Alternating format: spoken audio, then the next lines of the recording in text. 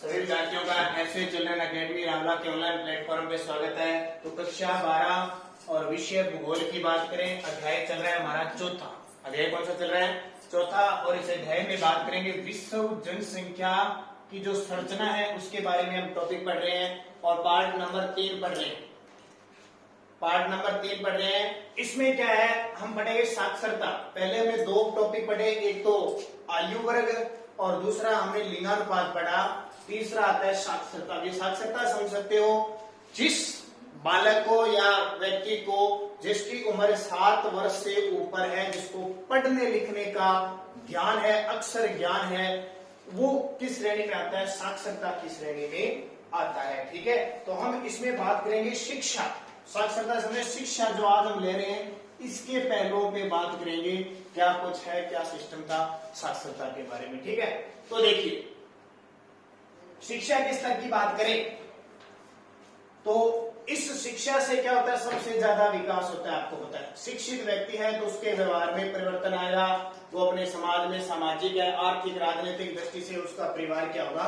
संपन्न होगा। तो मैंने आपको बता दिया 7 वर्ष से अथवा अधिक आयु, ठीक है, ये मानी गई है 7 वर्ष या अधिक आयु के लोग दैनिक जीवन में पढ़ लिख सकते हैं, समझ सकते हैं, भाषा को समझ सकते हैं, वो किस श्रेणी में आती है? साक्षरता। उसे क्या कहा जाता है?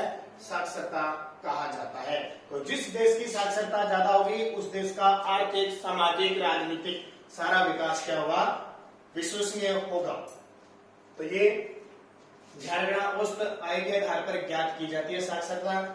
इसके बाद में देखिए, साक्षरता को प्रभावित करने वाले कारकों को आर्थिक विकास का स्तर, यानी साक्षरता को प्रभावित कौन करता है? एक तो आर्थिक विकास दर, आर्थिक विकास का स्तर प्रभावित करता है ना। एक गरीब लोग होते हैं, एक अमीर लोग होते हैं, अमीर लोगों की शिक्षा अच्छी होती है, गरीब लोगों की शिक्षा न के बराबर होती है। बहुत सारे तो जो परिवार हैं वो अपने बच्चों को पढ़ा नहीं पाते हैं और उनका स्कूल छोड़ दिया जाता है। नगरीकरण जीवन स्तर, देखो नगरीकरण जीवन स्तर का मतलब क्या होता है कि नगर का जीवन स्तर और ग्रामीण जीवन स्तर में अंतर होता है। मान लो आज हम जिस क्षेत्र में रह रहे हैं वहां पे स्कूल कॉलेज बहुत छोटे छोटे हैं। हम अगर वही मुंबई, दिल्ली के शहर में रहे तो वो बड़े बड़े स्कूल कॉलेज हैं और विश्व स्तरीय पढ़ाई की जाती है, तो उस पर भी निर्भर होता है। दूसरी, महिलाओं की सामाजिक स्थिति, महिलाओं की सामाजिक स्थिति अगर अच्छी होगी, महिलाओं की सामाजिक स्थिति अगर अच्छी होगी तो वहां पे महिला शिक्षा को बढ़ावा मिलेगा, और महिला शिक्षा को बढ़ावा मिलेगा तो साक्षरता को ऑटोमेटिक बढ़ावा मिलेगा। और इसके अलावा जो सुविधाएं दी जाती है, और दूसरा सरकारी जो नीतियां होती है, सरकारी नीतियों के तहत अगर साक्षरता दी जाती है तो उस क्षेत्र में उसका विकास होता है। तो ये आपको याद रखना है बढ़िया तरीके से। अब बात आती है कि जनसंख्या की व्यावसायिक संरचना कैसी है। जनसंख्या की व्यावसायिक संरचना,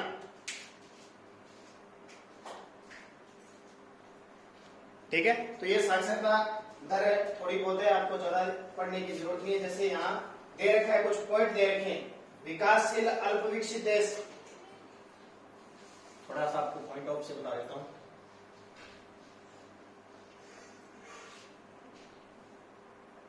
जैसे जापान दे रखा है, जापान देश का नाम दे रखा है जापान। तो जापान में क्या है कि साक्षरता 15% या उससे अधिक आयु के 2018 में 100% है जापान में। ऑस्ट्रेलिया में 100% है, डेनमार्क में 100% है, स्वीडन में 100%, विश्व में 77% यानी साक्षरता है। 100 में से 77 लोग पढ़े हुए हैं। जैसे जापान है, ऑस्ट्रेलिया, डेनमार्क है, नॉर्वे, यहाँ 100 के 100%, यानी शिक्षा का स्तर बहुत अच्छा है। साक्षरता एकदम पूर्ण रूप से 100% है। जैसे हमारे भारत में साक्षरता प्रतिशत है तो लगभग 74% लोग पढ़े हुए हैं। कितने?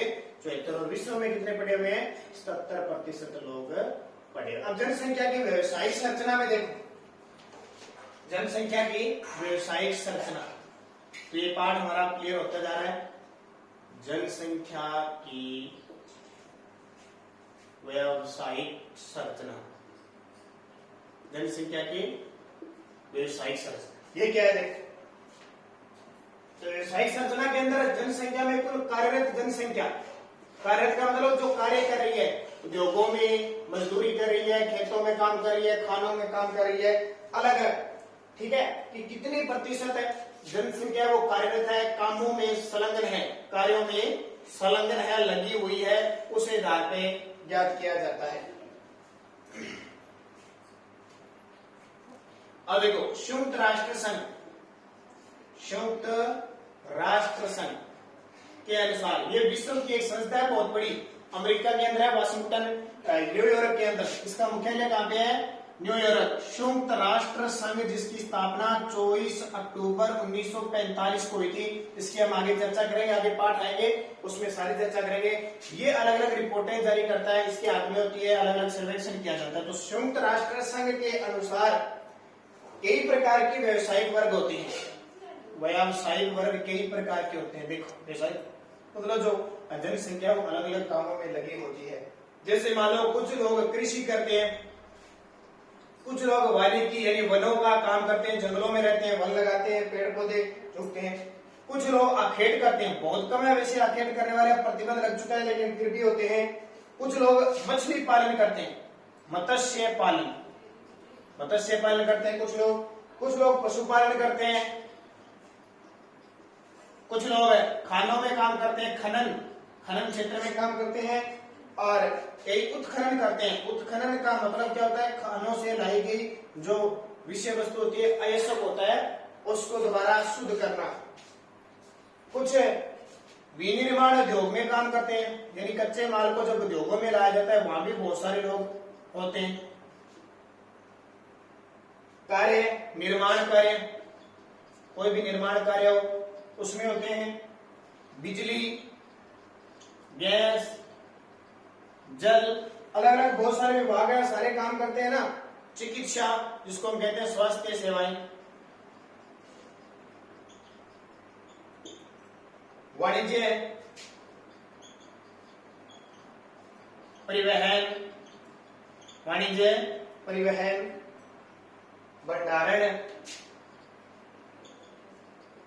संचार सेवाएं, ठीक है, बहुत सारे हैं। सब में जनसंख्या कार्यशील अपने अपने योग्यता के अनुसार काम करते हैं, ठीक है। तो जनसंख्या के व्यवसायिक संरचना, कार्य जनसंख्या, कार्य संलग्न, संयुक्त राष्ट्र संघ की रिपोर्ट के अनुसार कृषि, वानिकी, आखेट, मत्स्य पालन, पशुपालन, खनन, उत्खनन, विनिर्माण उद्योग, निर्माण, ये सारे काम है इसके अंदर आते हैं, ठीक है। तो ये थोड़ी थोड़ी बातें ये सारा पढ़ लेना। अगले पाठ में हम सारी जो नीचे दे रखा है ना आपके व्यवसायिक संरचना, उस पर दोबारा फिर चर्चा होगी आगे वाले पाठों में। जैसे कार्यशील जनसंख्या, तो कार्यशील जनसंख्या वो लगभग 15 से 59 वर्ष के लोग हैं, वो स्त्री व पुरुष करते हैं, ये आपको पता ही है। 15 से 59 वर्ष के कार्य जैसे निर्माण कार्य, मत्स्य पालन, आखेट, ये सारे काम किए जाते हैं। दूसरा, अति विकसित या औद्योगिक देशों में तृतीय व्यवसाय के कई जगह अति विकसित जो देश है वहां 40 से 45 वर्ष की आयु तक की जनसंख्या के लोग क्या है इस कार्यशील में रहते हैं। तो ये सारी घटना क्या होगी आपकी इस चौथे पाठ की होगी, जो जनसंख्या की संरचना के आधार पर। इसको दोबारा पढ़ लेना, क्योंकि बोर्ड पे आपको जो मुख्य मुख्य बातें है ना वही बताई जाती है, नहीं कि सारी, क्योंकि सारी बातें तो सीधी लाइन टू लाइन लिखी होती है, जो मुख्य बातें। अब देखो अभ्यास प्रश्न कर लेते हैं हम। वृद्ध आयु जनसंख्या वर्ग में कितने वर्ष से ऊपर की जनसंख्या प्रचलित है? पहला प्रश्न क्या है? तो पहले का उत्तर हो जाएगा 65 वर्ष। कितना? 65। यानी पहला ऑप्शन क्या है कि वृद्ध आयु जनसंख्या वर्ग में कितने वर्ष से ऊपर की जनसंख्या सम्मिलित है?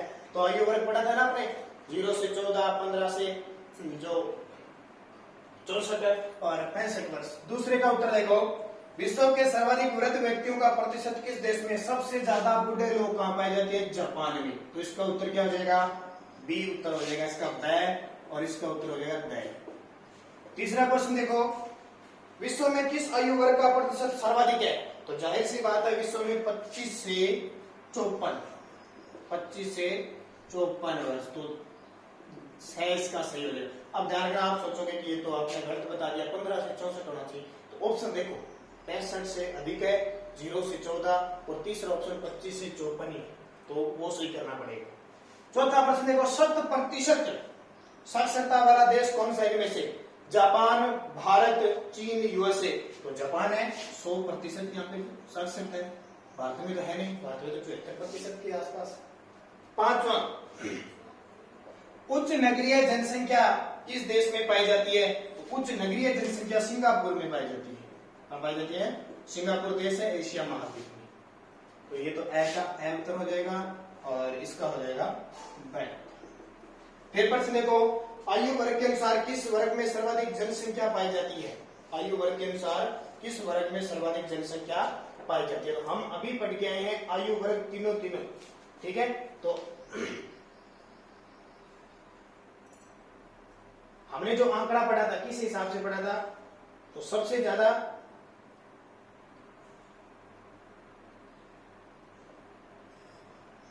तो युवा वर्ग है वो पाई जाती है। कौन सी? युवा, 0 से 14 वर्ष, ठीक है, इसको याद रख लेना आप,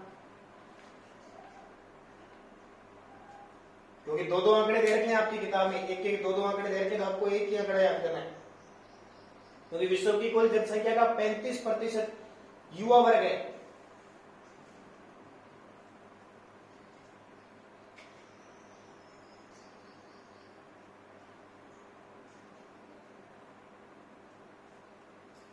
ठीक है, तो कौन सा हो जाएगा? युवा वर्ग। पहले का उत्तर क्या, छठे का हो जाएगा युवा वर्ग, 0 से 14 वर्ष। फिर जनसंख्या संरचना में बाल वर्ग किस आयु से सम्मिलित है? तो बाल वर्ग है जनसंख्या सर्ग में 0 से 14 वर्ष आयु वर्ग, ठीक है। 8 नंबर, साक्षरता का महत्व बताइए। तो साक्षरता का महत्व यह है कि साक्षरता से उस देश की आर्थिक, सामाजिक व राजनीतिक विकास होता है। उस देश का राजनीतिक विकास होता है, सब प्रकार का विकास होता है साक्षरता से। जो देश ज्यादा सर जैसे नॉर्वे, ऑस्ट्रेलिया, जापान, स्वीडन, ये ना, इनमें चिकित्सा सुविधा भी 100% है, सामाजिक जीवन भी 100% है, सब 100% है इनके। फिर 9वां देखिए, कृषि किस प्रकार के व्यवसायिक वर्ग से संबंधित है? तो प्राथमिक व्यवसायिक वर्ग है, ठीक है। जैसे हमने वर्ग बनाए थे ना अलग अलग, कृषि कार्यशील जनसंख्या वर्ग में भी आ सकते हैं, या इसको कह सकते हैं प्राथमिक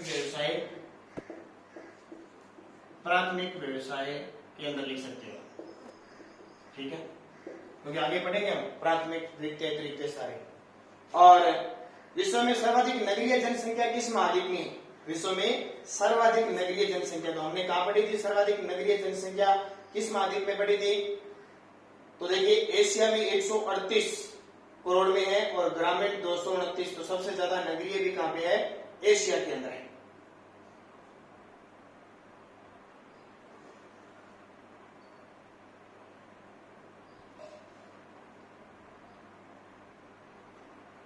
एशिया में, ठीक है। ये क्वेश्चन हो गए आपके। तो अब कल से हम अगला पार्ट पढ़ेंगे, उस पार्ट का नाम आगे प्रश्न देखना, जनसंख्या संरचना व संगठन से क्या तात्पर्य है? पीछे आपने पढ़ा दिया। लिंगानुपात किसे कहते हैं? विकासशील देशों में नगरीकरण की दर तेजी से क्यों बढ़ रही है? क्योंकि लोग गांव छोड़कर रोजगार की तलाश में शहरों में जा रहे हैं, जैसे एशिया में सर्वाधिक है ना।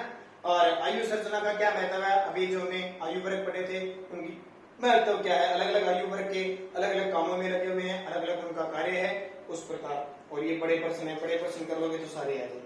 कल हम पढ़ेंगे जनसंख्या, प्रवास व मानव विकास, कैसे मानव विकास रहता है, किस प्रकार के घरों की आपूर्ति में आगे रहता है, पहले कैसे रहता था, इसके बारे में हम चर्चा करेंगे। तब तक आप इसको बढ़िया तरीके से पढ़ते रहना।